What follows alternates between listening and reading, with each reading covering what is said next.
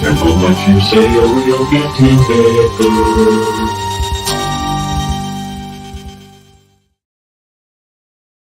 All right, we are back for another week. I am still alive for those of you that tuned in last night for my show. We wanted to know how it ended for you. Oh, yeah, it ended quickly. The lights went out, and so did I. And that was it until 6 o'clock this morning when I woke up with all the little people in my head pounding rocks. So, yeah. Ouch. Yeah. But Gatorade and a couple aspirin or pain meds later, I was fine. But let's give a shout out. Well, we got Tim Vickers in the chat room. Wow. Hey. Double duty. We got Melissa, John Kennedy, Bob. Nice. All right. And shout out to John's painting right there. Oh, yeah. Check that out. That's awesome. Thanks, John. That's pretty cool. Hey, JD's here. Cool. All right. Tonight we are talking about history of witchcraft. And so this idea actually came up a couple days ago. And at the beginning of the week, it was a suggestion from my wife. And it was like, it was a good idea. What were we doing? Oh, I think, Tim, you and I were were we on a call? Just trying something. I was testing something with OBS, I think. Yeah. And I made a smart ass remark about it, your turn. And then found out that it wasn't your turn this week. It was my turn. It was like an oh shit moment. But Donna actually suggested this topic. And to be honest, I mean, it was overwhelming. I thought it would be a great topic. Like, let's get into it. And we're going to get into it tonight. But there's so much. I was like, this is not enough time. This requires like a week or two in itself just to go over so much of the information. Yeah. But we're going to try. So we can get into opening statements, and I mean, I'll start off and we'll go around. You know what? No, we'll go around the room. We'll give it to Tim. We'll give it to Tim with the funny picture.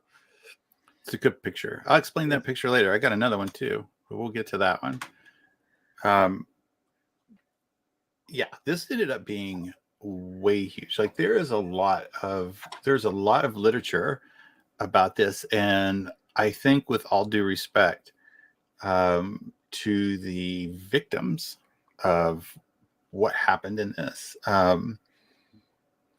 there are many ways to go with this. I ended up just kind of going down the looking at people that actually did the persecution. For some reason I just got interested in them, like what could be their motivation, who are they, I don't know.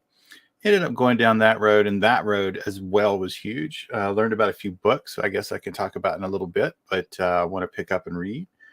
But yeah, I mean, overall, as far as witches go and the persecution, I just think that easy open statement. I think at least at that time, if you were particularly female and had a strong mind or an opinion and were strong and intelligent and contradicted any male whatsoever, you were probably labeled a witch.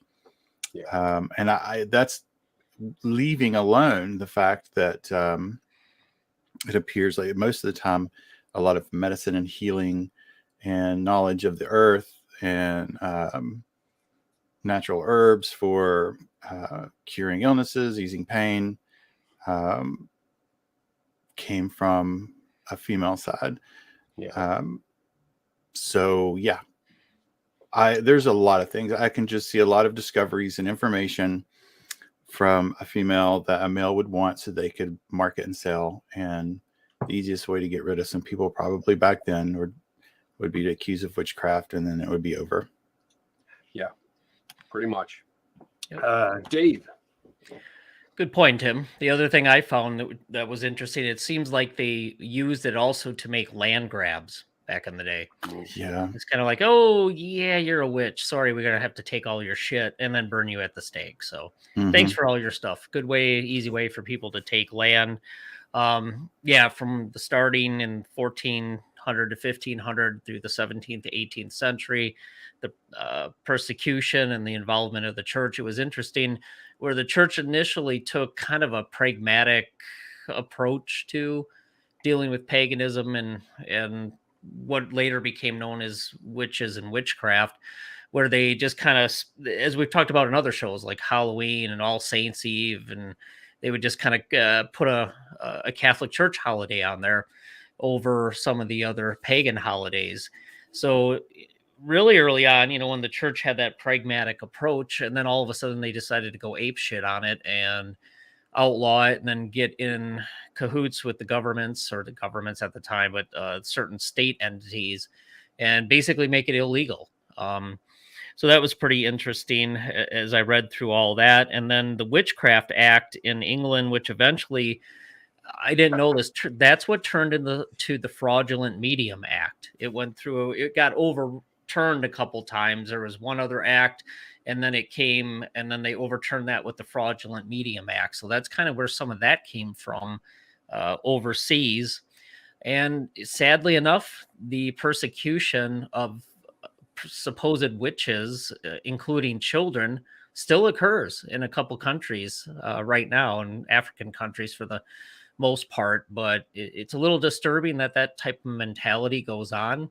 But then again, there's Wicca and modern witchcraft that it's accepted and it's not a big deal. It's a combination of some of the older pagan traditions, some of the older witchcraft, but it's more in tune with nature and spiritualism in an overarching way. So yeah, I learned a lot in the little bit I had time to read. I know when Kenny sent this, I was at a very busy conference this week, and I remember picking up my phone going, what a horrible week for this one. Thanks.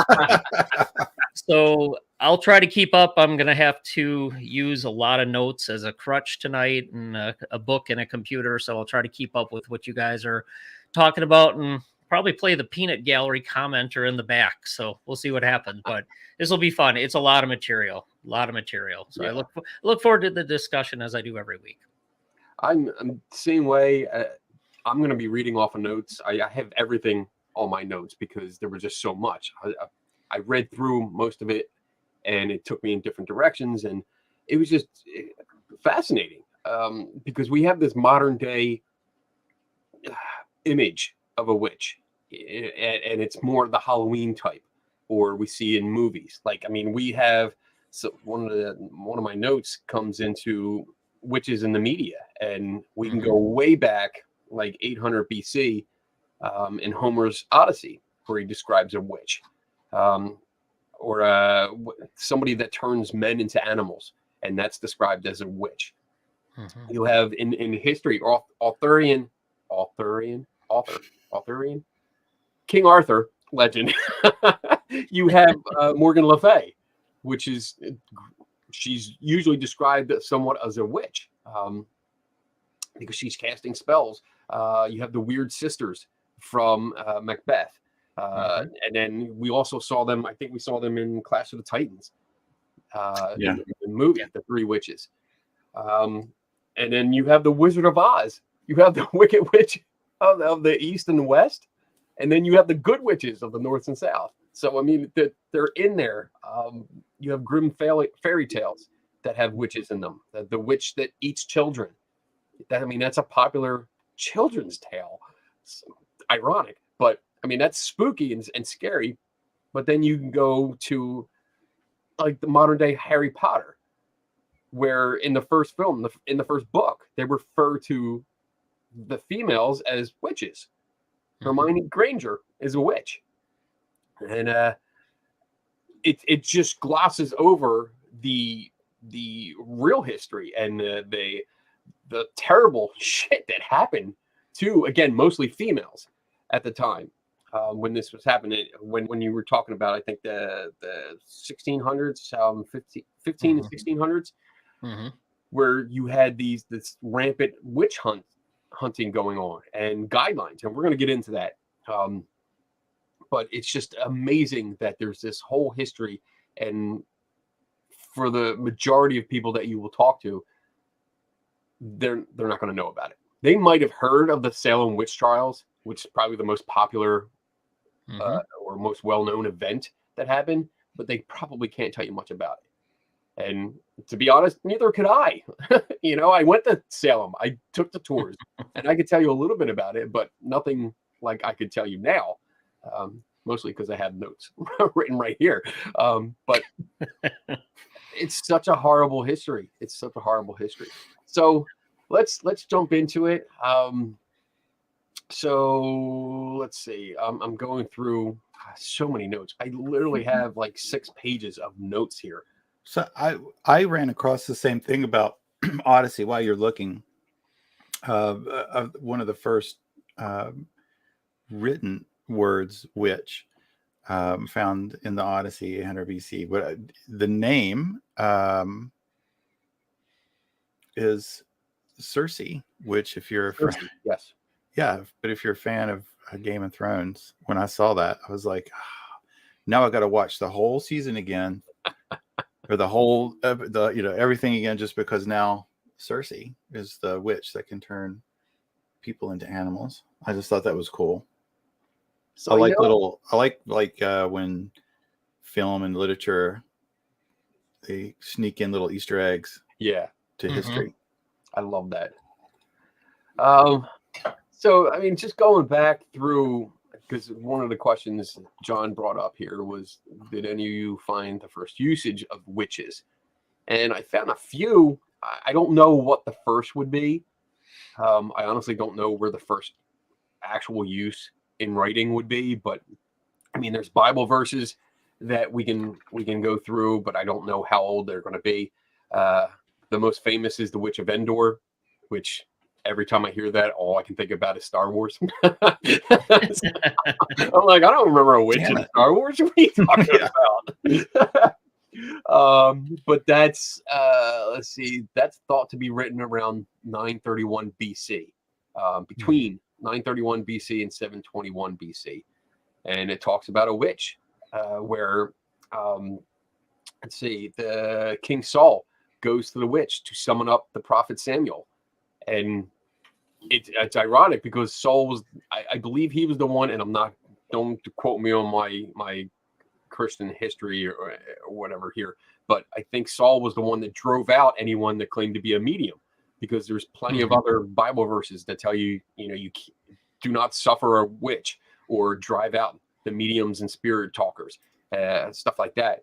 But yet, when Saul doesn't have that, he doesn't get a sign from God or a prophet about the upcoming battle that's going to happen, he seeks out a witch and goes and gets a prophecy, has the witch drum up the spirit the spirit of Samuel to get some information. I also have, let's see, what else did I find in Greek mythology? Hecate,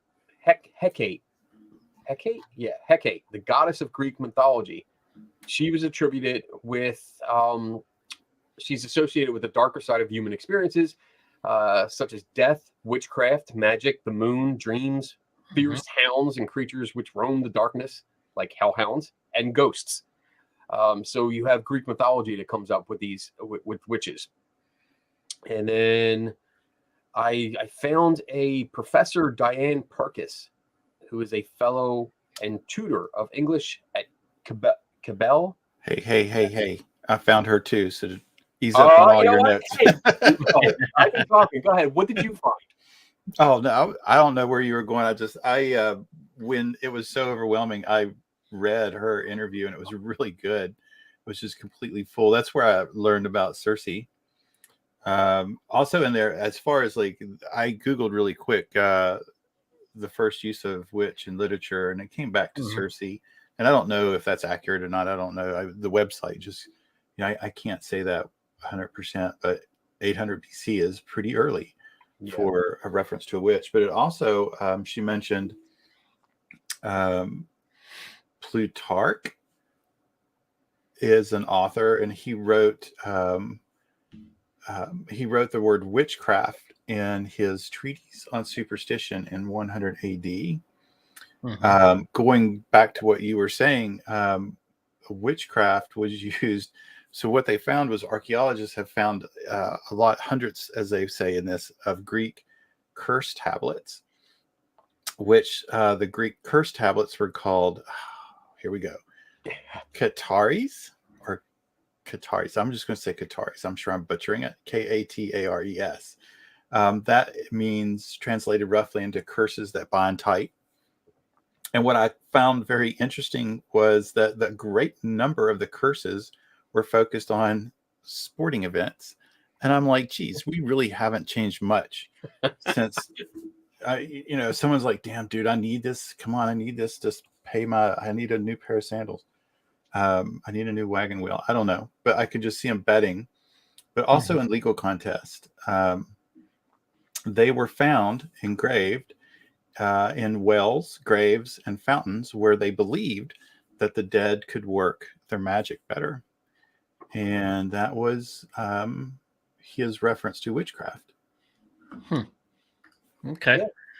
Yeah, I think I found something going back to 800 AD, originally referred to men that practice witchcraft, but 200 years it started referring to females and sorceresses. So there was that one reference I found, but then the word witch actually derives from the Old English noun pica and pisces.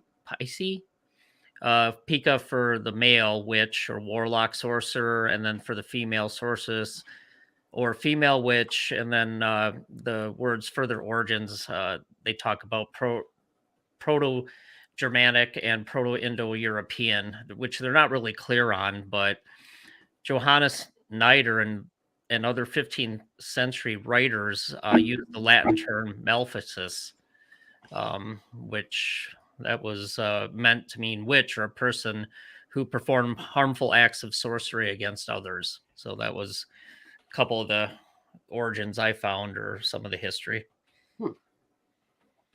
That professor, Diane, I'm going to read off a little bit, because looking back at, especially how, like, the picture that you have up, Tim, like how they got that, which I'm fascinated by the picture because of the two fingers and thumb. I mean, that looks like, what's that cartoon character from the Futurama?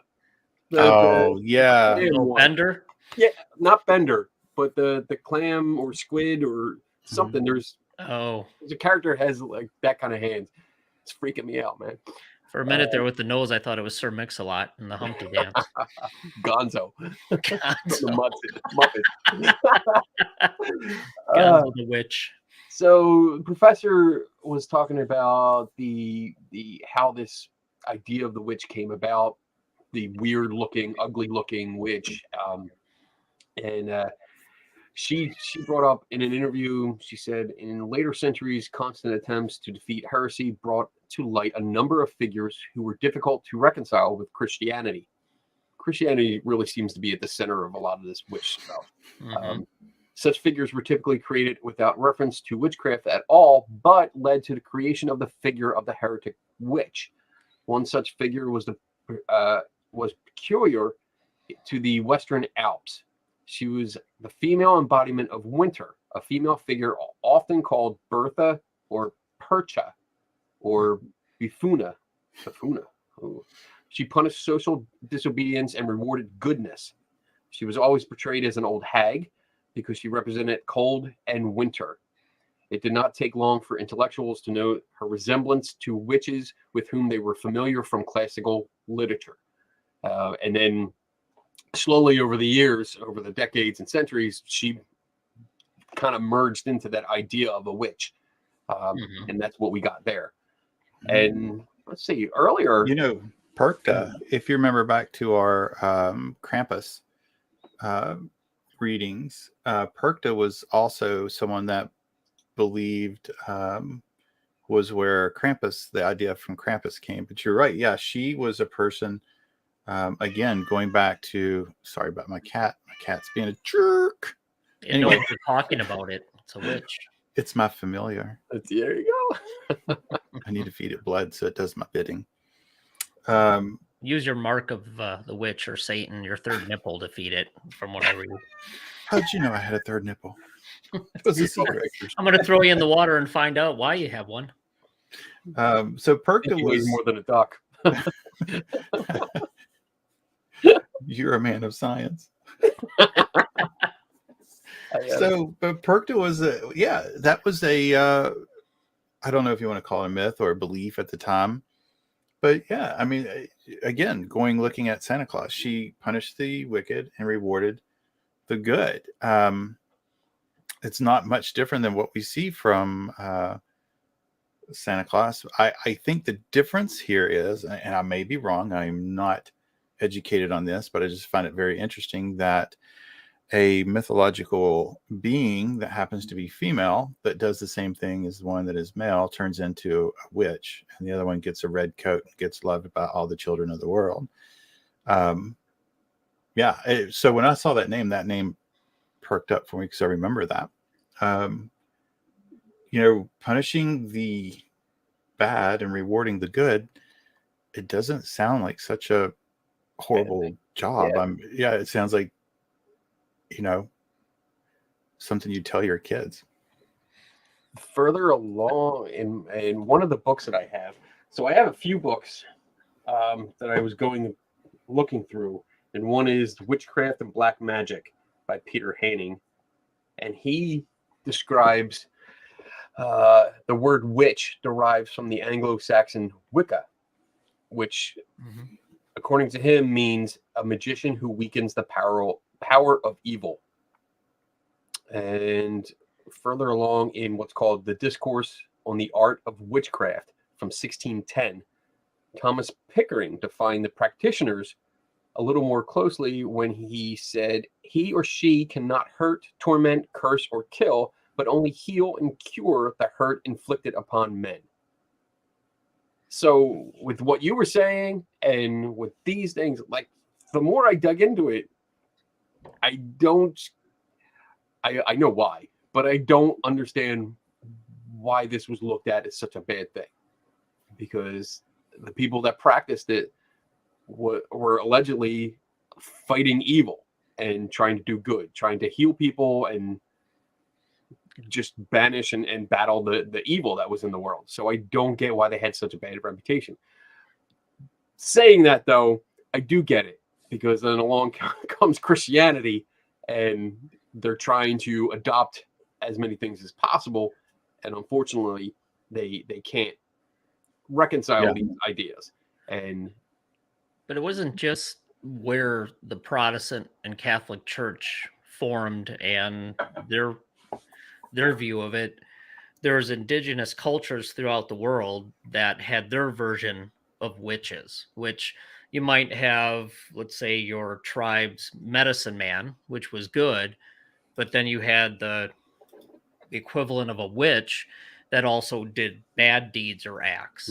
So there was kind of, to me, it goes all the way back to this whole good, evil situation. You got to have the evil to balance the good to balance the evil. And then you get into the God and devil. But to me, you're right. When the church came into it and decided it was bad, it's because really they didn't agree with what was going on with the church, and they didn't, worship and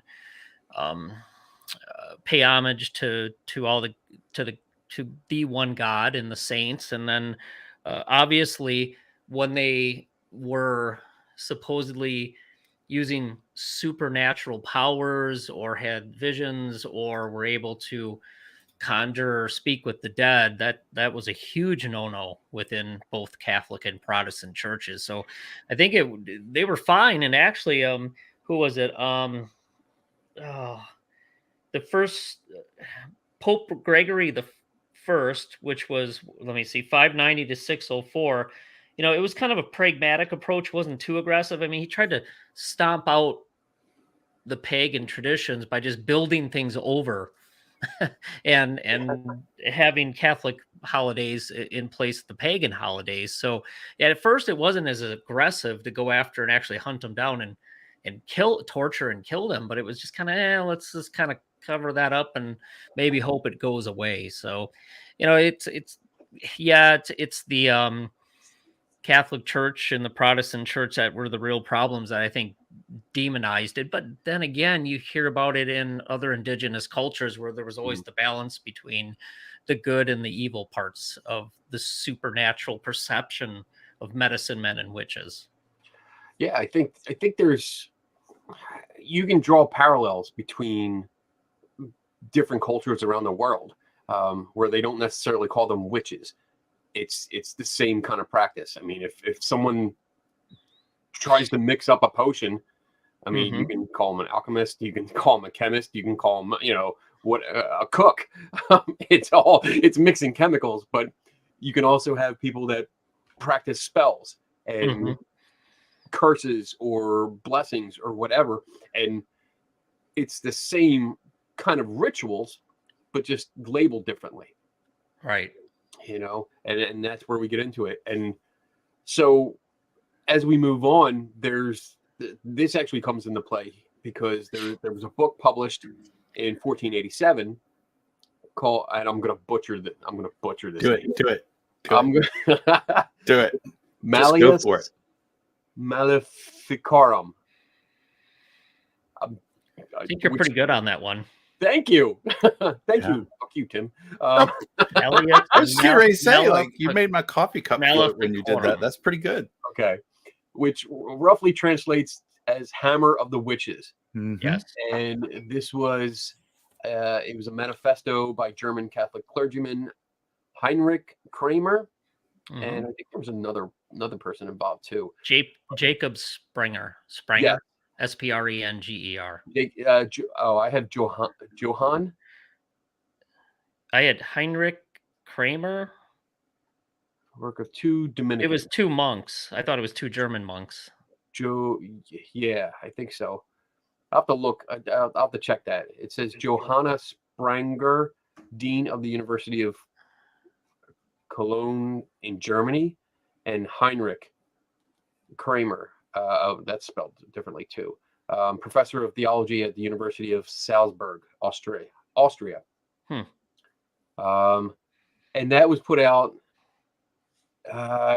Interesting backstory on this is that 3 years before its publication, Kramer had been expelled from Innsbruck for eccentric behaviors related to his attempts at prosecuting witchcraft and for assuming the authority of an inquisitor, which he was not. But this information later goes on to say that while Catholic Church officially condemned the book in 1490, 3 years after it was published, it became an important text during the brutal witch trials of the 16th and 17th century. So it's interesting that this book, which basically became the guideline for finding witches, was at first condemned by the Catholic Church. But then it looks like, I don't know if it was through, again, all my notes I have so many notes. I think between gradual, maybe like public outrage or consensus, it became the adopted form for inquisitors. And I think justice, I forget what they're called. Inquisitors, I think that's what they were called, the witch hunters. I think they were called inquisitors, which they went out and, did the whole testing to see if people were actually witches and then sentence them to death. So horrible.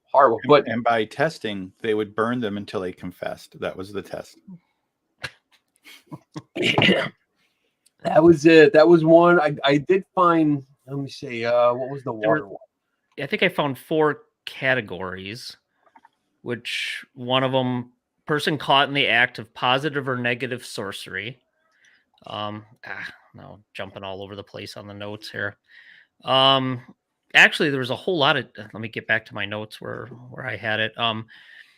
You could basically be accused for no reason at all. Number 2, a well-meaning sorcerer or healer lost their client and authorities' trust. Number 3, as I mentioned, you could just piss somebody off. So, my neighbor annoys me. Yeah, that girl is a witch, and they'd start looking into it.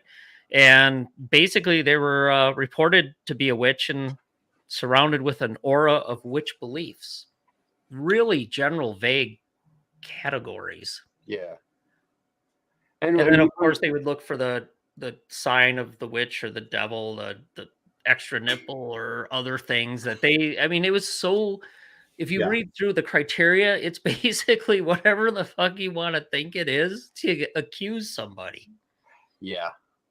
And in instances like the Salem witch trials, and when it came to America, and I forget, there was so much, I don't know where it is in my notes, but I did read something about how if you were accused of being a witch, the only way to survive was to admit it, confess to it, repent, and name somebody else.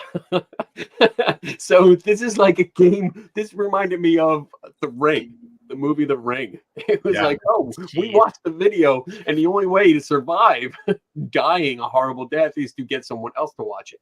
So, yeah, that's if you had crops die, or if your farm animals suddenly became ill or were killed overnight and you can't explain it, you could easily blame somebody that you didn't like and say, that person there is a witch, or that person's wife is a witch or daughter, and your house burns down, your cattle die, you get rained on the way home.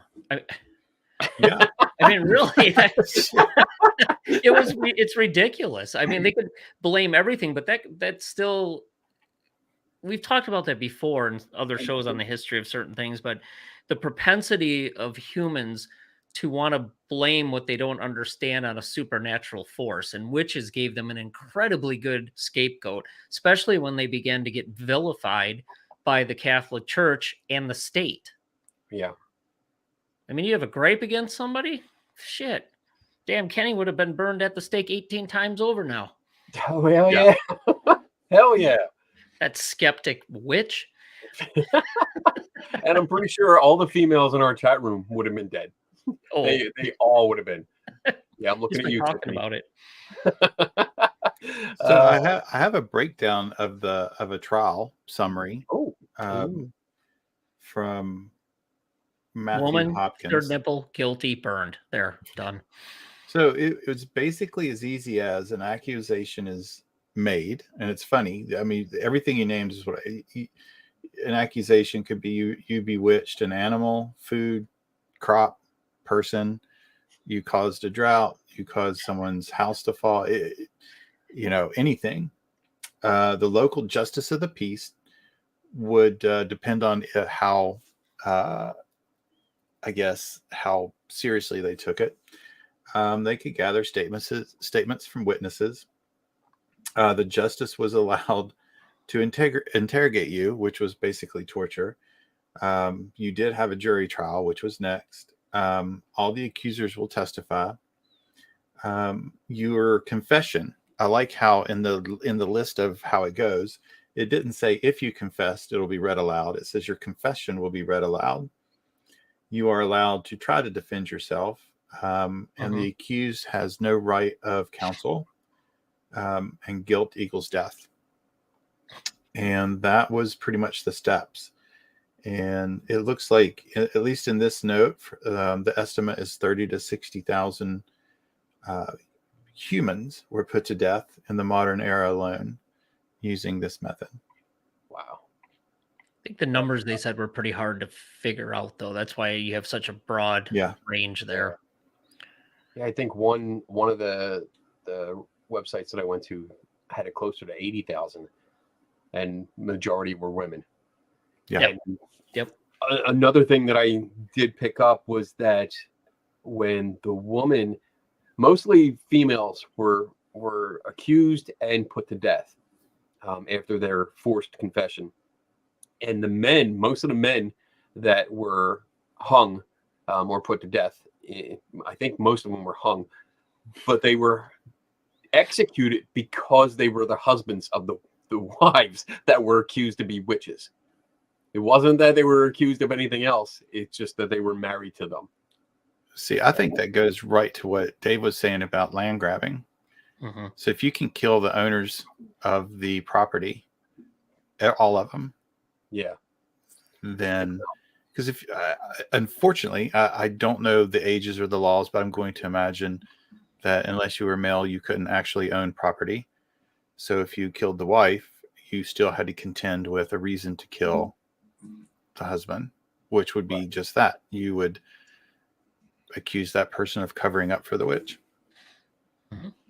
And it was very, I mean, the whole attitude, and I want to read something here, and I want to give a disclaimer. These are not my words. These are the words of somebody else. I believe this is from the, what is that? The book, the book that I read. Oh, the Maleficarum. Let's see. It's states, there's a modern translation that I was going through, which says that a greater multitude of witches is found among the weaker sex of women than among men. And it goes on to explain, was so obviously a fact to the authors that despite customs, it was completely unnecessary to deduce arguments to the contrary. Witches, in their view, were entirely more likely to be women than men. The experience of the next 200 years appeared to vindicate this judgment. Throughout most of Central and Western Europe, where witchcraft persecution was most intense, between 70 and 80% of convicted witches were women. They also learned that successors in the 16th and 17th centuries, demonologists and their skeptical opponents alike, concurred with the evaluation. To the well-informed, witches were almost always women. So, yeah, girls never had a chance. You really never had a chance. It was horrible. We can move on to, unless you have something else. You guys got anything else? That's a bunch of bullshit, isn't it? It is. It really is. I mean, you could really. I mean, it's fascinating because lately I've been getting into more like the more vintage text, Mm-hmm. books, older books, and reading shit like that where it comes up specifically saying found among the weaker sex of women. And it's just like I was reading ads from magazines, and this is off topic. I apologize, but I was reading ads from like the 1960s in magazines, like Life magazines, about cameras. I was collecting vintage camera advertisements, and one was for Kodak, and it was talking about a smaller camera that even she can use because it's lighter and for the weaker sex. And I'm like, I read this off to my wife. I'm like, this is in like a magazine in the 1960s. Like, wow, they still had this attitude that females were a weaker sex. And my wife would kick my ass. I don't get it. All right. So could you imagine trying to go back if you could take your, like how you are today and just time travel back to the 40s or 50s? Dead. I feel like, dude, you can't say that. That's fucked up. And they'd be like, who the hell are you? I'm like, dude, just fucking let it go. And to think about it, you said 1960s. Yeah. I mean, this was, Matthew. So that when I get to him, he was in the 1644 to 1647 in the same attitude. So 17, 18, 19, I mean, 300 and some years, 300, close to 400 years. And there wasn't a whole lot of change there in attitude. I mean, really? Yeah. Unreal. I mean, how long is it going to freaking take? imagine how much further along our species would be. Thank you. Would be if we would just put the nonsensical hate and prejudice aside. If we did the Star Trek, and I'm a Star Wars fan at heart, but if we went with Star Trek's logic of everyone has a chance and everyone can do it if they want to, we'd be so much further along. We'd be visiting other planets. Fuck yeah, we would. I mean, I'm totally speculating there. No. For me, I think about that question often, and it's a fun, what's the word?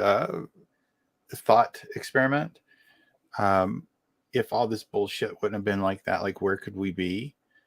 I certainly believe cancer wouldn't be an issue. I just kind of think about,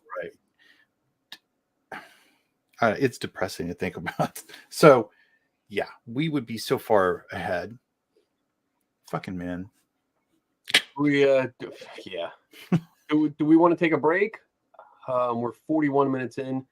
Do you want to take a break? Play our break thing, and then we'll come back and get into the Witchcraft Act of 1542. We can do that. All right. Cool. Look at this. All right. So playing it, we'll be back in a few minutes. Wait, that's the wrong video. There it is. I caught you, bitch. I'm not the only one. All right. 3, 2, 1.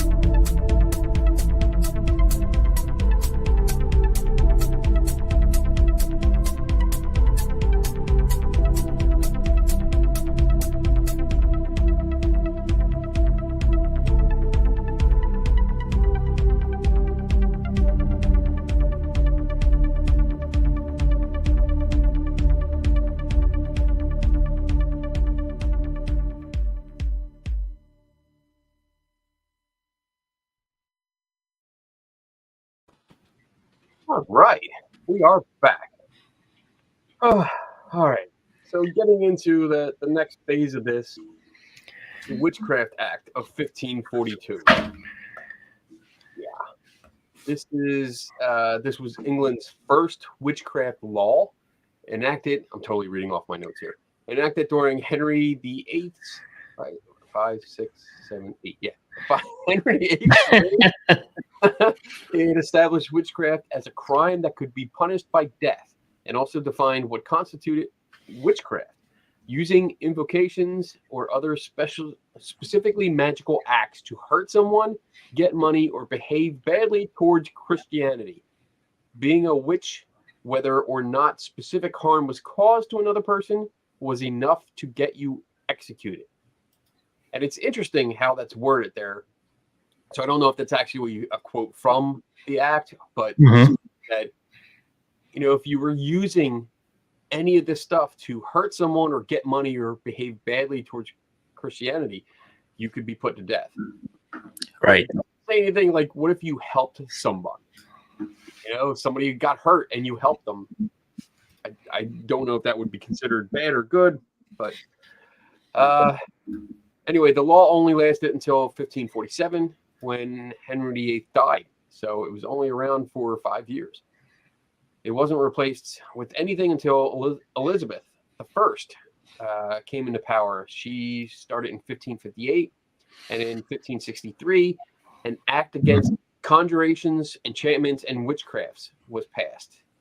And it made causing anyone to be killed or destroyed by using witchcraft punishable by death. Yeah, so that went on for quite some time.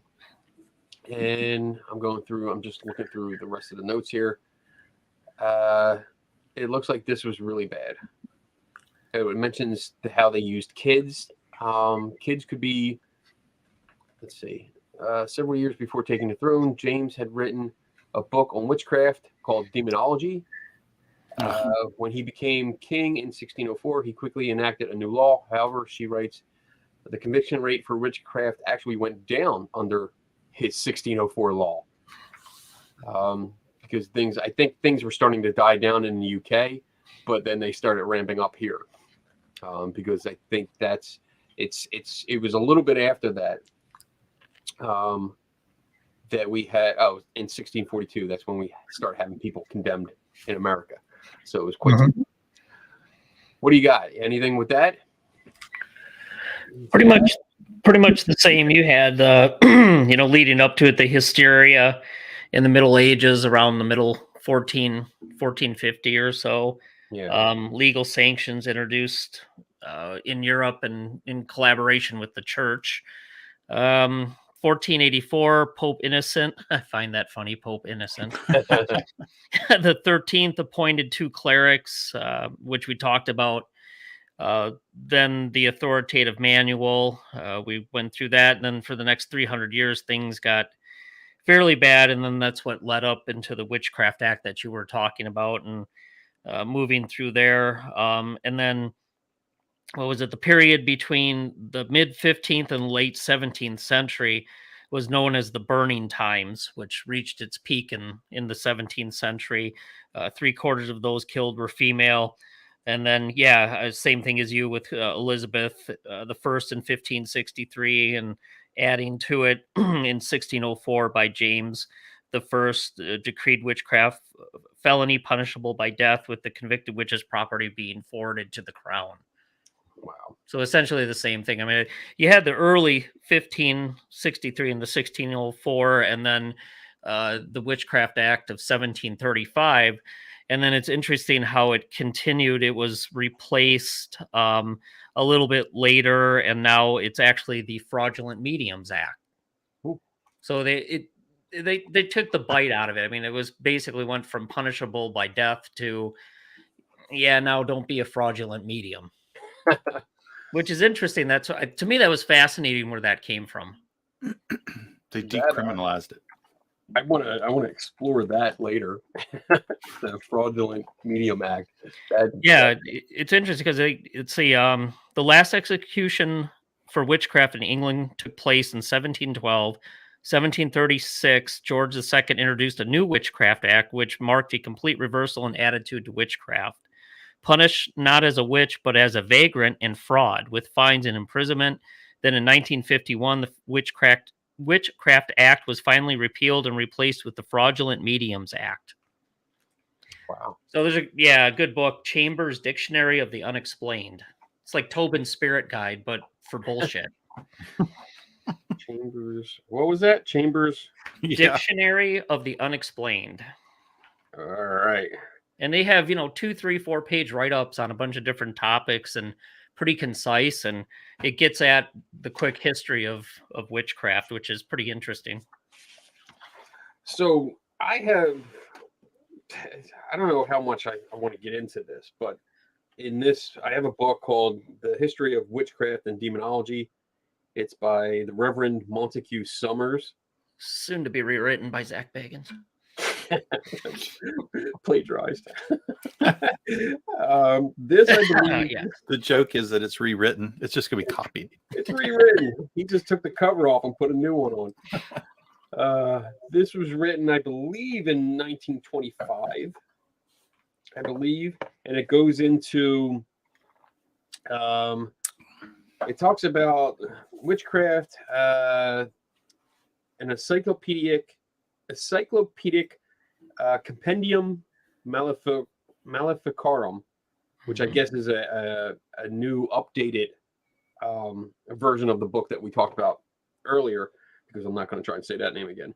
This was published in Milan in 1608, and it drew up under 11 heads those articles in which a solemn and complete profession of witchcraft was then held to consist. So it's talking about all these 11 things that witches would be, that would consist of a witch, how you would categorize a witch. And I'm not going to go into all of them because it's pages long, but basically the first one was the candidates had to conclude with the devil or some other wizard or magician acting in a devil's steed, an express compact by which, in the presence of witnesses, they devote themselves to the services of evil, he giving them in exchange his pledge for riches, luxury, and such things as they desire.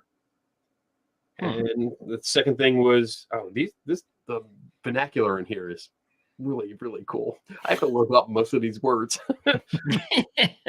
They abjure the Catholic faith, explicitly withdraw from the obedience to God, renounce Christ, and in particular manner the patronage and protection of Our Lady, curse all saints, and forswear the sacraments.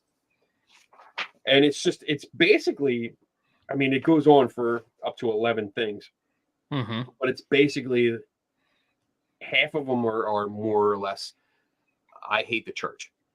Yeah. That's it. And it's very explicit. It's very detailed.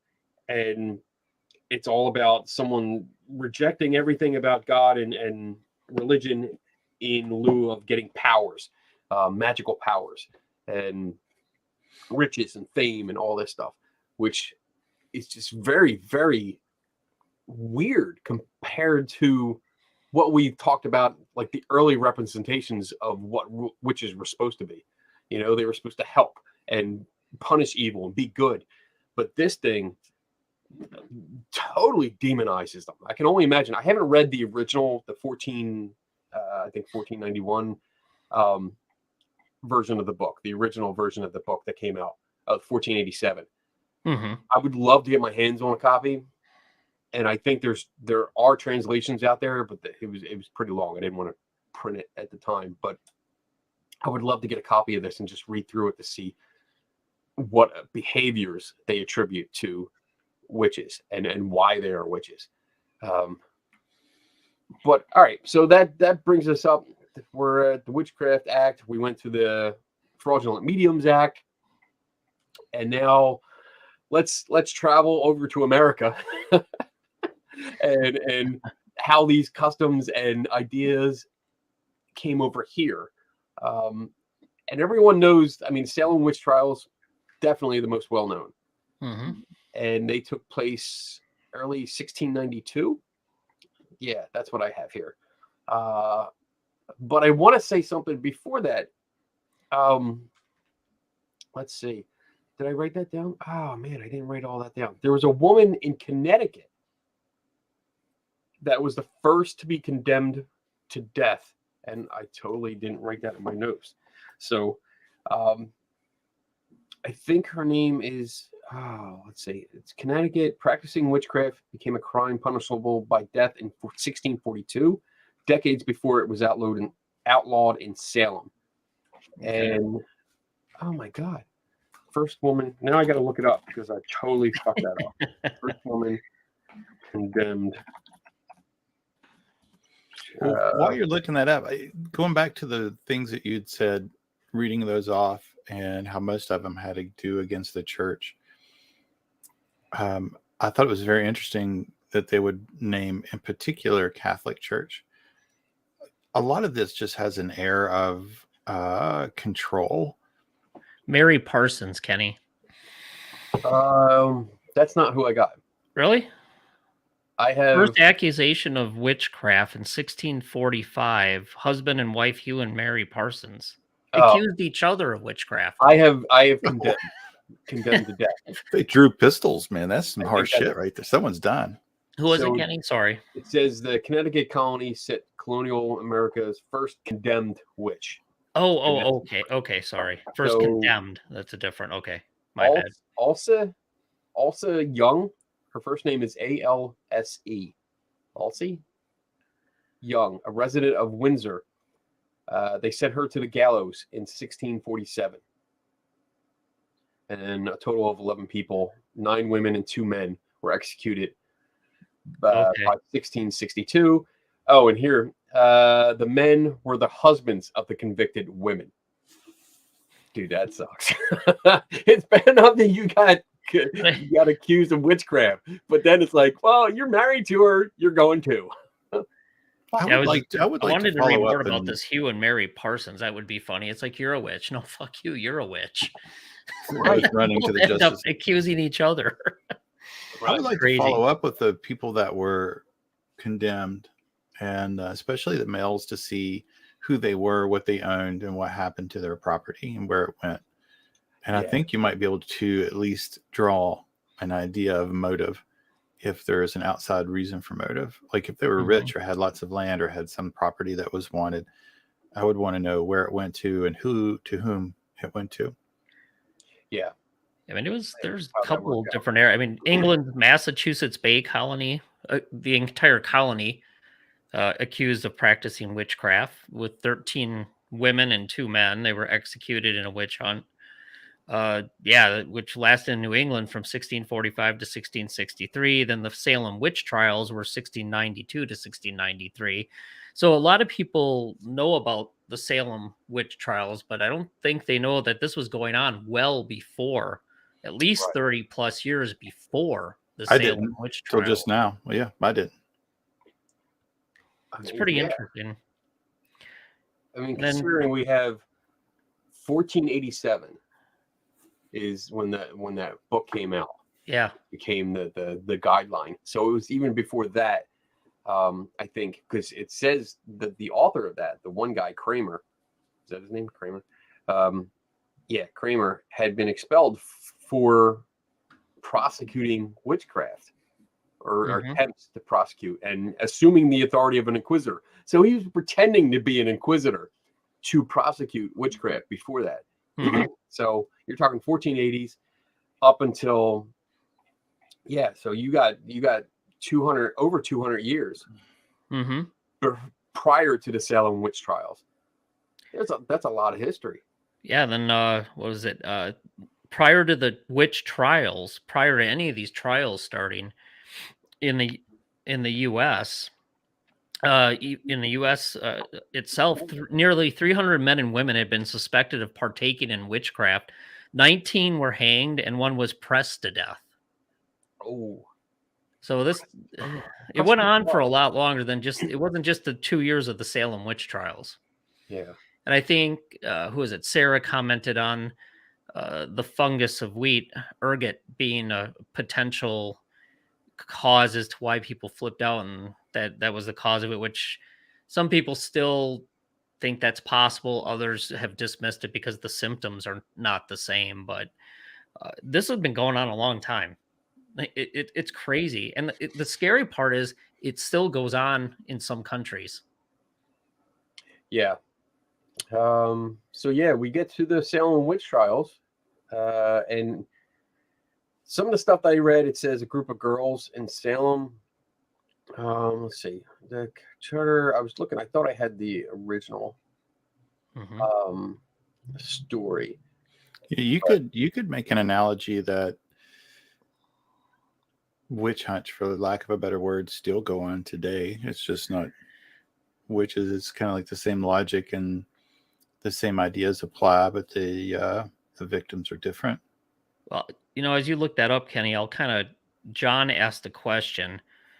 How many other religions or cultures that were not Christian vilified witches? Well, if you actually look through Wikipedia just by region, Africa, Cameroon, Central African Republic, Democratic Republic of Congo, and some of these are still ongoing today.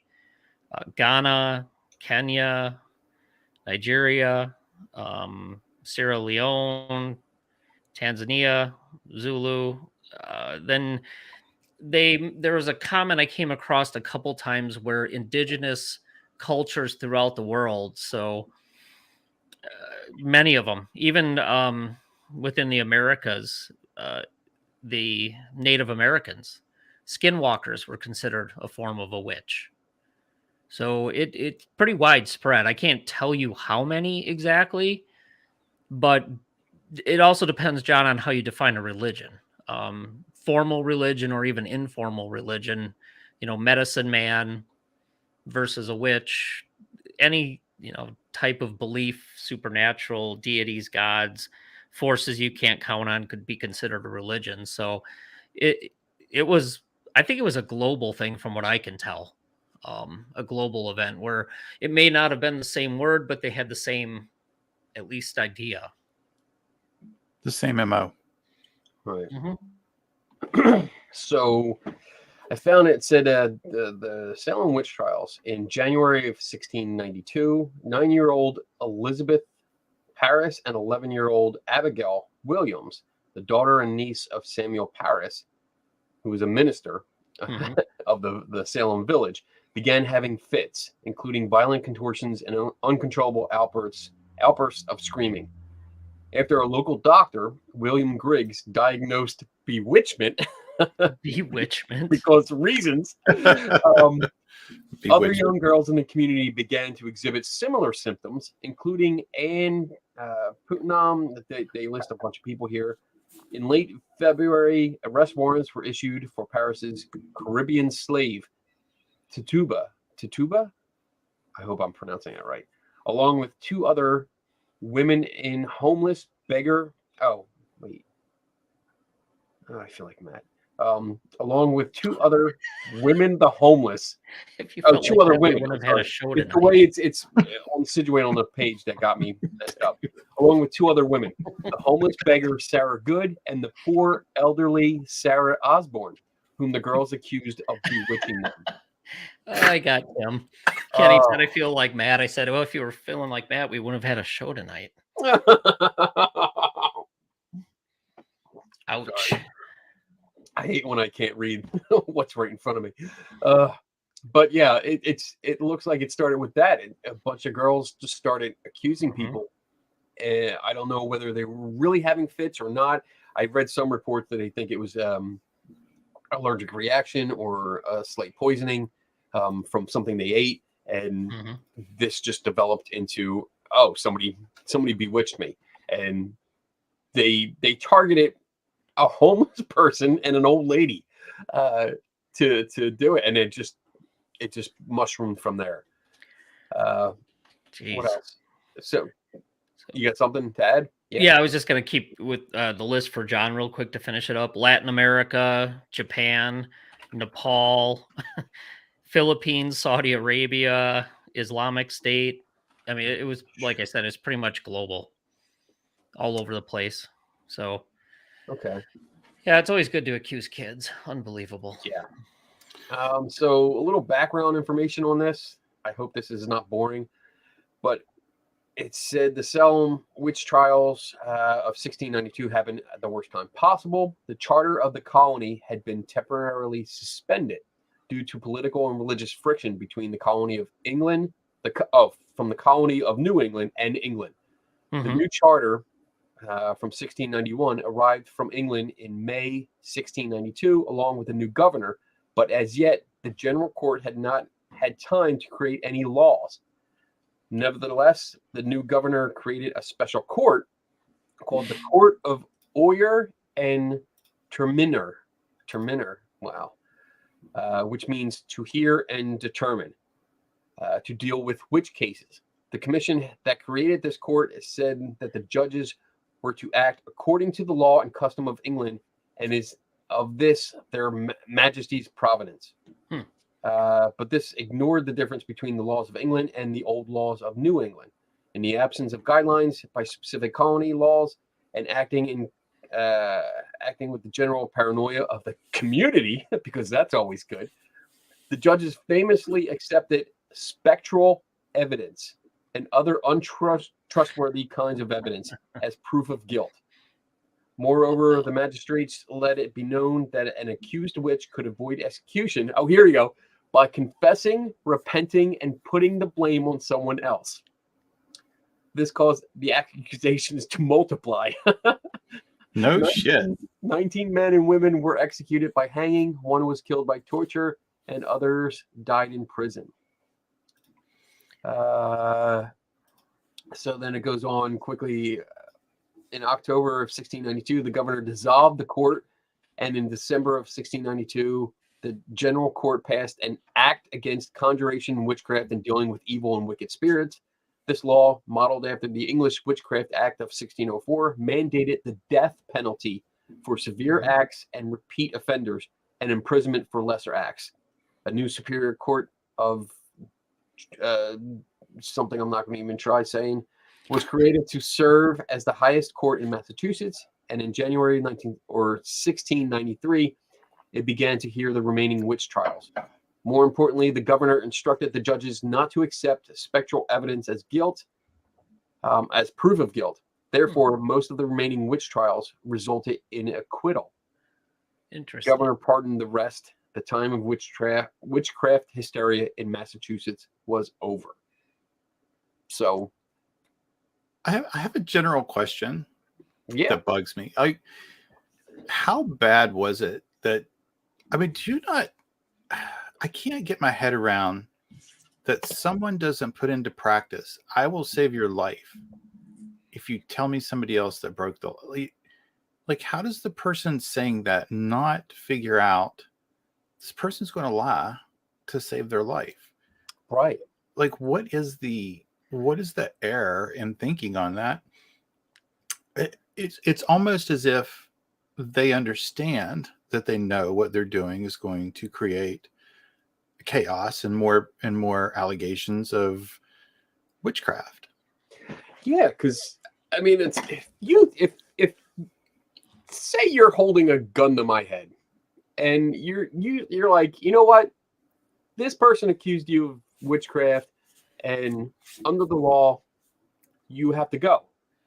But if you want to repent, if you tell me that you are a witch and that you want to repent, and then tell me anyone else you know that's a witch, you're okay. I'll let you live. I mean, the first thing I'm going to do is like, praise Jesus. Yes. Dave Okay. Schumacher. I'm in. I'm a witch. Praise God. And who's the first person that I don't like? Yeah, that person. He's a witch, or she's a witch. I don't like them. Yeah, go get them. And that's it. You get out of it.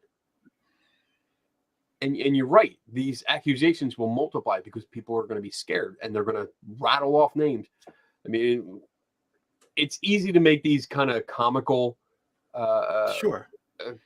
explanations when I'm in no danger at all. But when you are faced with that imminent death, yeah, you're scared as shit. You're going to just rattle off anything. But I guess my question is, like, the person that's doing that, how do they miss that? How do they miss that fact? That I don't think that they do miss it. I think that they know it. I think it's structured into the interrogation process just to continue. Like, I wonder if they get paid. I wonder if they have gains. I wonder if even if it's not monetary, if it's notoriety, if it's something that they get in return for continually racking up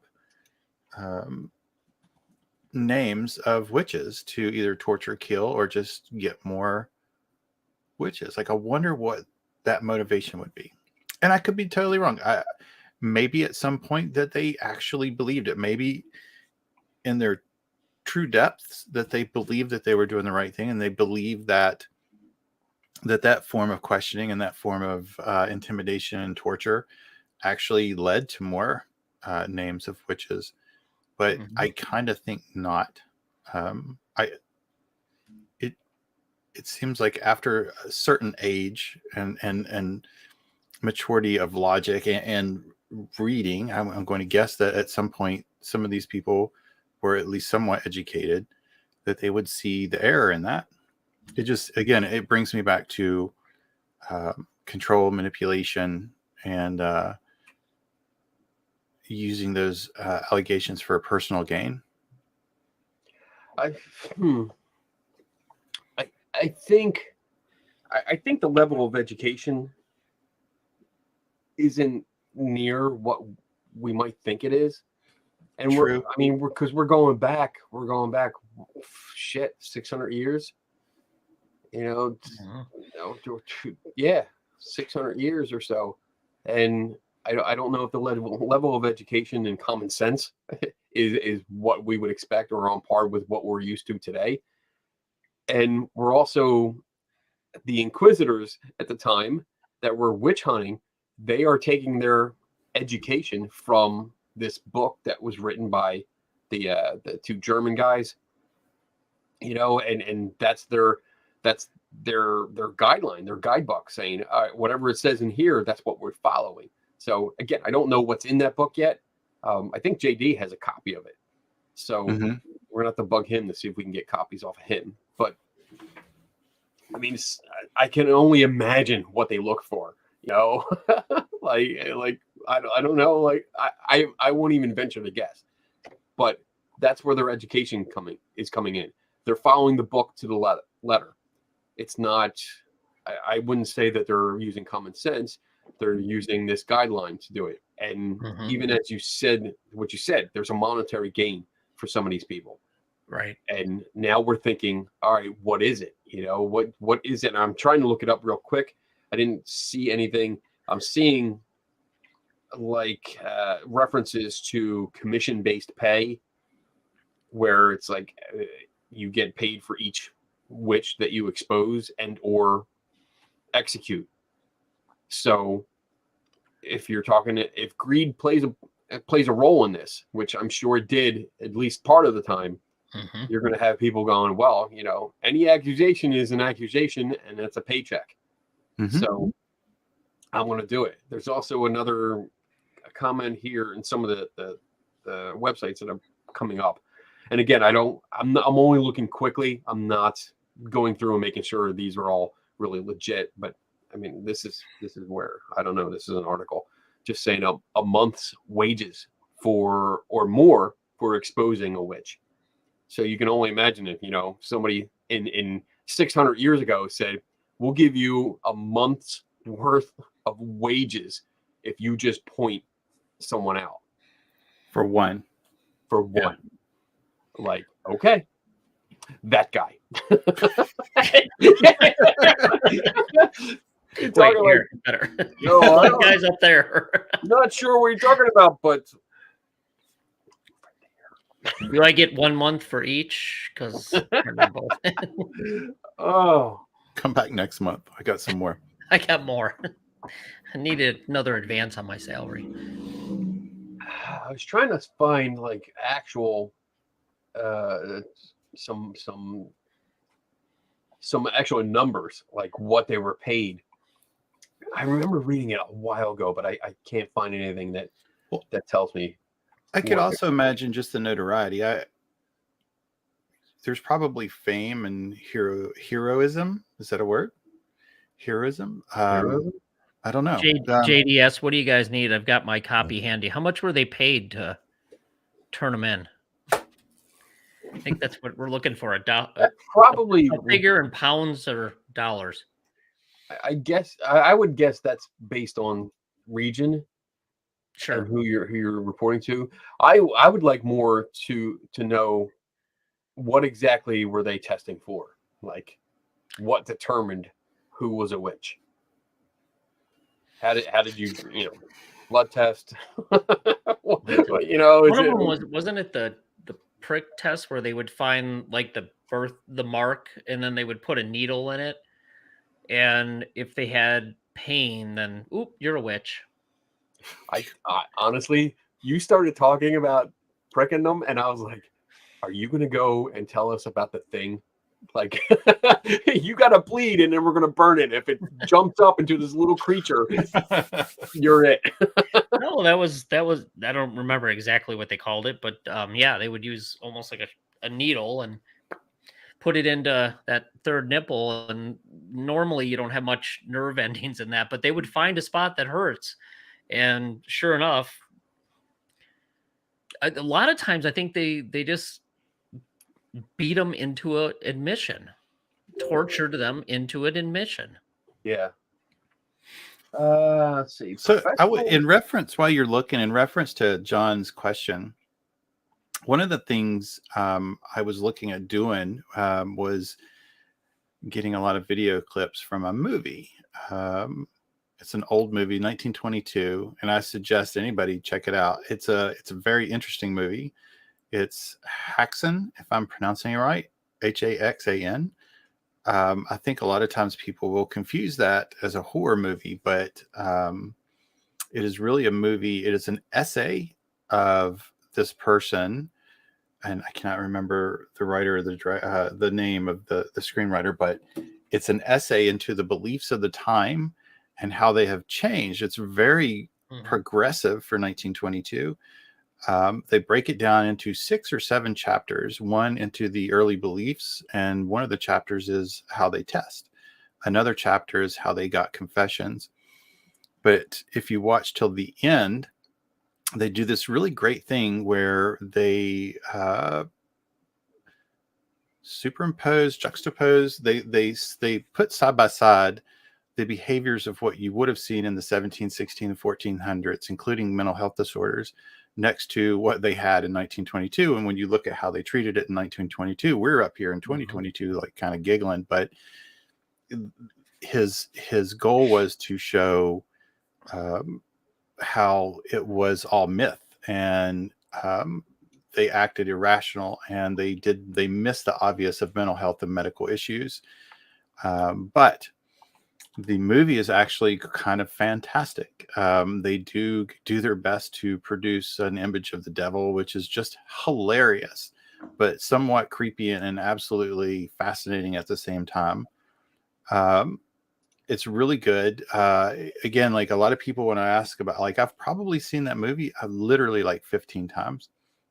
It is a really good movie about the misidentification of how basically what we talk about a lot is how when you come up with the best you can with what you have, and they answer questions that they don't know with myths, or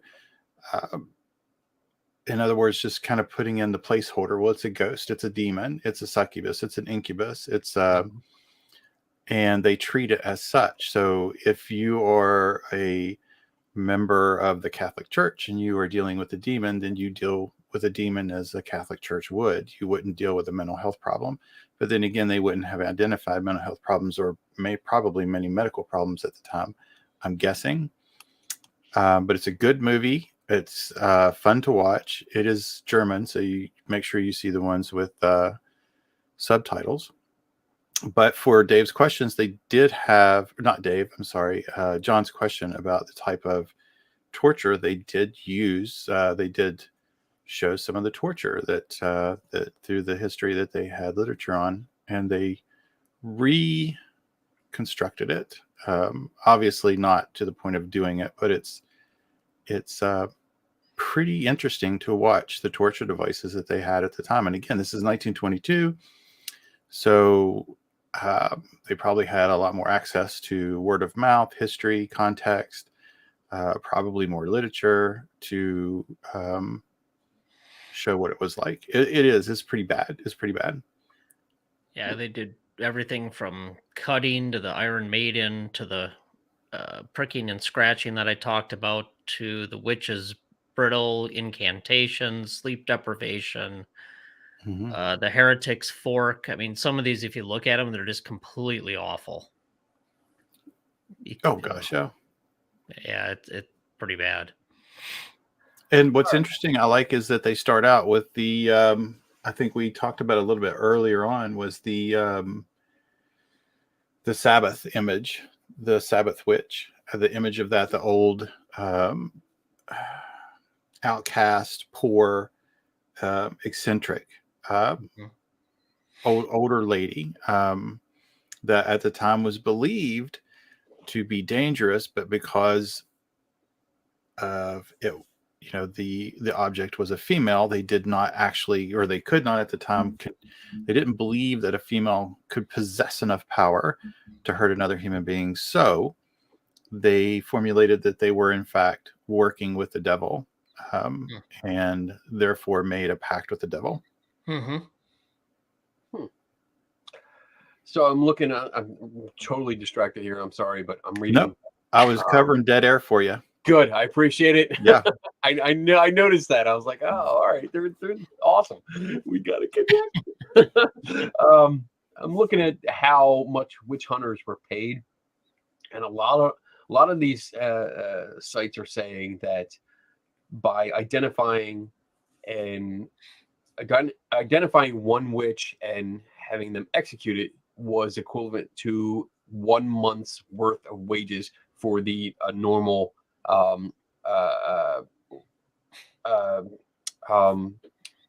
just a regular tradesman. A tradesman, that's the word I was looking for. So, but there's other things here that say records show that a gentleman named Hopkins and his stooge, John Stern, earned 23 pounds from hunting in Stowmarket, England. That's about $5,600 in today's money. Oof. And I mean, we're still talking like 1500s here. So the average worker, the average worker, 6 silver pennies a day was about $1 a day. That's what the average worker made. $1 today, 240 pennies. It looks like they were paid really, really well. That's why some people really did get into it. And your commission depended on who you were. So I guess if you were a better hunter, obviously you got paid more. But there was one guy that apparently had 300 women accused and executed just from him. Yeah. So he's responsible for 300 murders, as far as I'm concerned. And he made a lot of money over a short period of time. Wow. That's horrible. I mean, that's basically telling you, hey, if you can get somebody to confess, and again, like what JD here points out, if you can get them to confess no matter what, and we can execute them, you get paid. And you got to be such a heartless fucker to just do that. Yep. There you go. Yeah. Awful. What else does so JD is giving us some information here. Page 225, and it should begin in this way. While the officers are preparing for the questioning, let the accused. What? Damn it, JD. Be stripped. If she is woman, let her first be led to the penal cells, and there be stripped by honest women of good reputation. And the reason for this is that they should search for any instruments of witchcraft sewn into her clothes. Oh, like secret pockets and shit. And when such instruments have been disposed of, the judge shall use his own persuasions and those of other honest men. Of course, it's all men running these things, zealous for the faith, to induce her to confess the truth voluntarily. And if she will not, let him order the officers to bind her with cords and apply her to some engine of torture, and then let them obey at once, but not joyfully. Oh my God. So if she doesn't confess, torture her until she does. Like, Yep. that's your guidebook, you sick fucks. But always get her naked first. Yeah, get her naked. This guy, Matthew Hopkins. Oh, there he is. Yeah. Yeah, he was considered one of the most prolific murderers of the time. He only went from 1644 to 1647, and was believed to be responsible for over 100 deaths. Wow. He wrote a book, which is one of the books I want to read, called The Discovery of Witches in 1647, before he died. Wow. Yeah. So in his area alone, in the, 44, 45, in 3 years, 3.5, 4 years, possibly, he's believed to be responsible for 25% of the deaths in his area. Not deaths in total, death of witches, alleged witches. You ever wonder how that bastard died? It's yeah, he Hopefully said painfully. it was tuberculosis, but there are rumors that he it was in the same, and correct me if I'm wrong, Kenny, it was in the same article that we read with that English literature. Yeah. It was believed that some people had dragged him out and tortured him the way he did other people, but they say professionals say no, he died from tuberculosis, which is that's still pretty bad back in the day. Yeah. Right. Yeah, that's what I'm reading here. Hopkins died in his home in Essex on August 12th, 1647, probably of tuberculosis. He was buried a few hours after his death in the graveyard of the Church of St. Mary. Well, you can only hope they weren't very good at deciding if somebody was dead or not at that time, and he got buried alive. Yeah. Whoops. It's one of those few people that I hope died a horrible and painful death, just because of what they did to other people. I really am interested in reading The Discovery of Witches. I think reading his thoughts and his insights will be interesting to understand his brain. Well, suggest judges proceed in such a way as to start with milder forms of torture, not wanting to seem too harsh, and frequently pause and remind the accused they only make a confession. If they refuse, continue with the harsher and harsher treatment. Wow. That's, oh my God. A confession or what? Sell somebody else out? Yeah. All right. So let's wrap this up, this depressing kind of topic for tonight. So one thing I'll say, the last person to be tried in Britain under the Witchcraft Act, Helen Duncan. And the reason was, during a seance in 1941, she apparently spoke with a dead sailor who informed her that his ship, the HMS Barham, had sunk in the Mediterranean. The problem was, news of the sinking had not yet been released by the government. And indeed, it was not released until several months later. So she supposedly knew some information that nobody else knew. In 1944, she and 3 members of her audience were arrested during another seance in Portsmouth, brought to trial in the Old Bailey, at the Old Bailey under the Witchcraft Act of 1735. And she basically just spent some time in prison, and that was it. So that was the last person actually tried and sentenced under the Witchcraft Act. Wow. What year was that? That's what we're not. 1941. 1944. That's what 1944 was the trial. 1944 was the trial. Holy shit. Yep. Yeah, she was found. She was also found. Oh, sorry, let me go back a little bit. She was found guilty of trickery in 1934, when one of the participants at a seance in Edinburgh grabbed the ectoplasm only to find out that it was an undervest. And then let's see, where was it? There was an uproar about this in 1951. And then abolition of the Witchcraft Act in 1951. And then that was replaced by the Fraudulent Medium Act, and then to the recognition of spiritualism as a religion in 1954. Supposedly, even Winston Churchill visited her in prison and got her released as long as she didn't do any more seances. Wow. She was arrested again in 1956 in Nottingham. There she was found to have severe burns to her stomach, caused, her supporters said, by the ectoplasm re-entering her body too quickly during the arrest. Wow. So there you have the okay, witchcraft. No more. We can't have the Witchcraft Act. We can't torture whatever people, but now we have ectoplasm re-entering the body and burning somebody and they die. So interesting history. Wow. I honestly had no idea that it was so recent. Yeah, Like, it's crazy, isn't it? I mean, you're talking, you think, 40s, World War, and you're like, but that's relatively recent. Yeah. Mm-hmm. But it's still going on in other countries.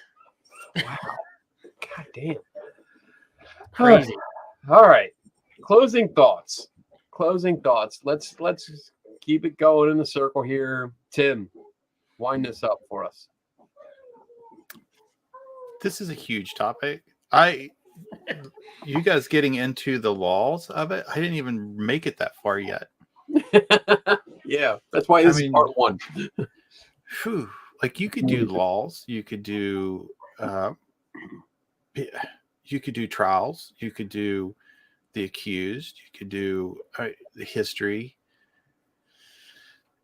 you could do church involvement. I guess that the main thing to take away, I hope, is that these beliefs can lead to the deaths of a lot of innocent people, if not unchecked and at least challenged. I hate that it happened. I just think that since it did happen, I think that that's a good lesson to learn and be very wary of for the future. Dave. Agree with you, Tim.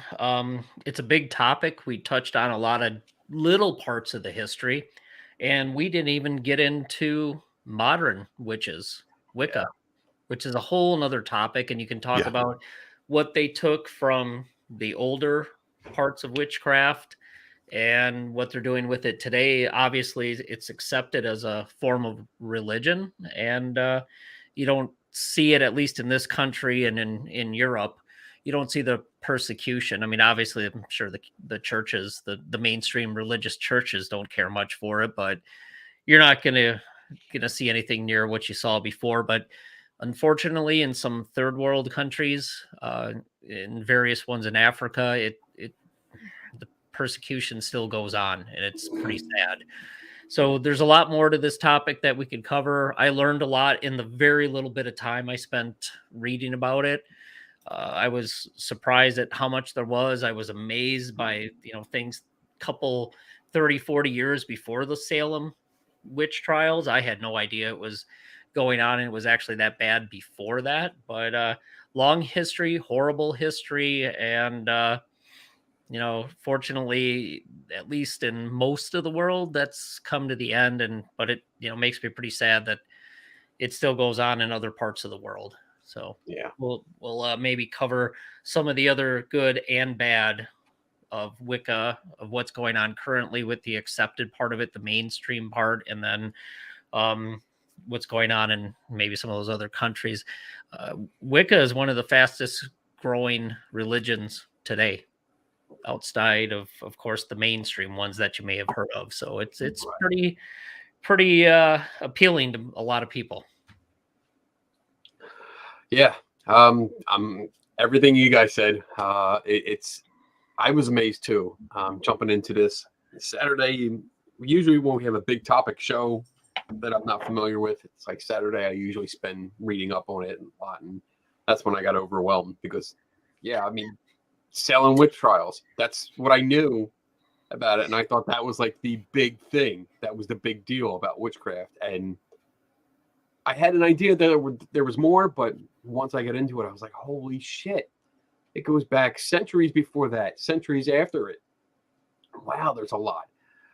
And that's why when I put when I scheduled this, I added the part 1 under the title because I felt like this is Good move. I know we're not going to get through all this, and yeah, just I knew weren't even going to touch on the modern stuff. So, I mean, I hope that we revisit this soon. You know, we get into a part 2 and just we have more time and get into like everything after the Salem witch trials, because that's pretty much what we came up to, and kind of stop there. So maybe we can do the second half and see where we go there. But yeah, so much horrific shit that went on, and the ignorance and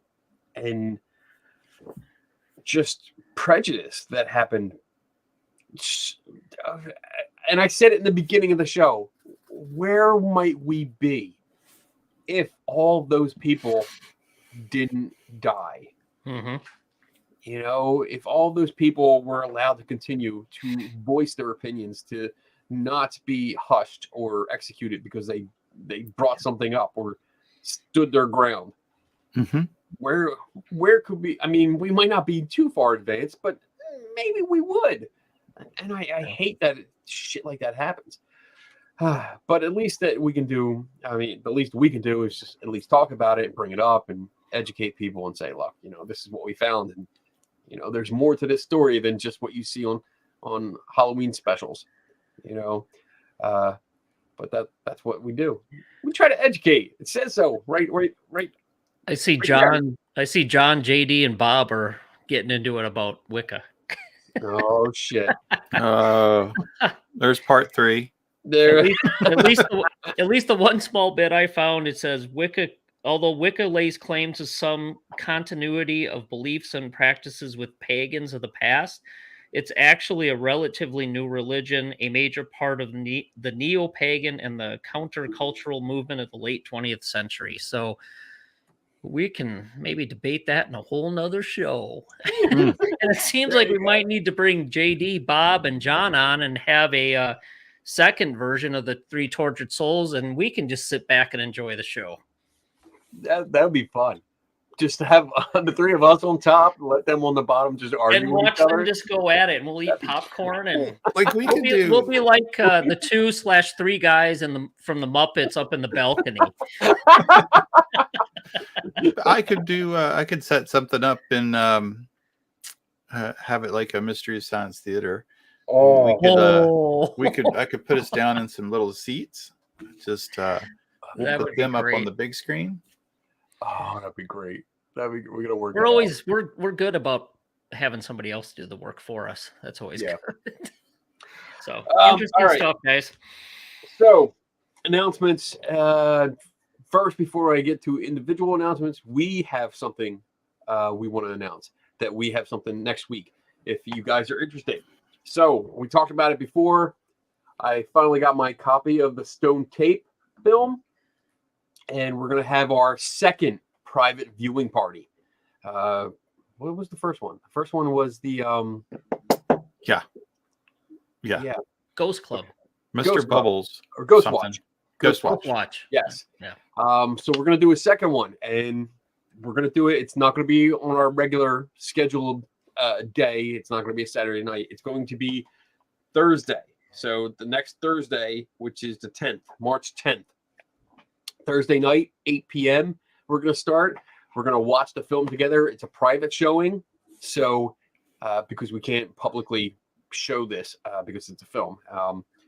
If you want in on this, if you have time Thursday night, it's about 90 minutes. So if you want to join in with us and watch the film together, send us a message to our Facebook page, Three Tortured Souls, and we'll take a look at it. And then Tim's actually going to set it up on Zoom. And so that means you have to get a special link in order to join. and then we'll watch it, and we'll have some fun. We'll definitely take a pee break in the middle because 90 minutes. I don't think because we're old and we drink a lot. Yeah, Yeah, in that order too. in that order. Yeah. White. So, oh my God, now they're getting heated. So, Dave, got anything coming up? Nope. All work all the time for a while. Then I'll see you for the private viewing, and then this little thing we got going on, 3 Tortured Souls on Saturday nights. That's it. Awesome. I do have something else going on, but I can't talk about it yet until we actually do it. And I'm working on a project with Brandon Masulo and Shane Feek. Oh, cool. Tim, anything? Exactly what Dave said, except I'm not in a cool project with cool people, but I do have a show with 2 cool people, and I'm going to watch a really awesome movie with some cool people. So it's going to be fun. That's right. All right. So for me, let's see. Actually, next week on the 9th, I'm going to be a guest on a podcast called Paranormal Brew with my friend Taryn, and we're going to be talking. I'm pretty sure the main topic is going to be talking about a guy I've been investigating for the last couple of weeks. Is this the one you've been doing in combination or coordinating with her on? Yes. Partnership, yeah. So I think we're going to talk about that a little bit, but then other things. But I definitely think that's going to come up because the whole investigation was inspired by her podcast with that guy. So he was a guest on her show, and that's where it came from. She contacted me and said, "Hey, something's not right about this guy," and she was inquiring how to look up people. So that's where it all stemmed from. Cool, good podcast too. I enjoyed it. Mm-hmm. Yeah, she seems to have gotten a little more serious about her podcast lately. I think so. I think that was a real wake up call for her too, and it's like now. And that's a big topic that I started with last night on my show about if you're going to have a guest on, make sure you know who you're talking to. Right. You know, make sure their story is legit. Ask for proof. Ask for some kind of credentials to see them. No harm in that. And most of the people that I've had on my show and that we've had on the show, we've looked into their background. We know who they are, and we're well aware of their credentials and what they can really talk about. So it's a big deal when you're talking about stuff like that. So March 19th, I have a project I can't talk about yet because I don't want people to spoil it, but I'll be actually that March 19th is a Saturday, and I know we won't have a show that date because I won't be here, and I'm totally throwing you under the bus, Tim. You won't be here either. So there, don't even try. We talked about this already. Guess I'll be sitting on camera drinking alone. That'll be the show. Dave's open mic night. Maybe we'll have a live music night. I'll play various songs just for the hell of it. Oh, there you go. I'm going to an overnight murder mystery. Ooh. I'm going to go on a ghost hunt. On a ghost hunt. Both of them are fun. Famous place. So I'm going with a detective. Oh. So we're going to win. I mean, there's just no doubt. And for that, let's see. The next thing I have after that is actually in July 16th and 17th is Skeptical. It's I think it's the California Skeptics. I forget the exact name of the group, but I just got invited to speak at their online conference. So I'll get you more details of that later. And that's it for now, I guess. August 19th to 21st is the Gettysburg Battlefield Bash, which hopefully, if everything goes right, the 3 of us will be together. That'll be awesome. Yeah. And then shout out to John Kennedy, his show. Check it out. Let's learn shit. And then I see Bob may have made a major announcement here. He's going to be recording for his new podcast next week or the week after. So congratulations to Bob. I'm sure we'll all be there you're going to record it, so play it later. Okay. Dude, you got to do it live so we can show up and heckle the shit out of you like you do to us every week. That's right. Come on, man. Oh man. Well, that's good. Glad to hear that, Bob. I look forward to that. Yeah. Yeah. Don't be recording. Do it live, bitch. So we can crash it. All right. We will dress up like the old men on the Muppet Show. I will find a white wig and an old gray suit. That would be great. And I'll be like, what is this bullshit? Oh Good man. stuff, You will guys. ban us so fast. All right. All right. I got the video queued up. We're out of here. We're going to see you next week. Same bat time, same bat channel. Have a good one, everyone. Trademark. See you later. Bye.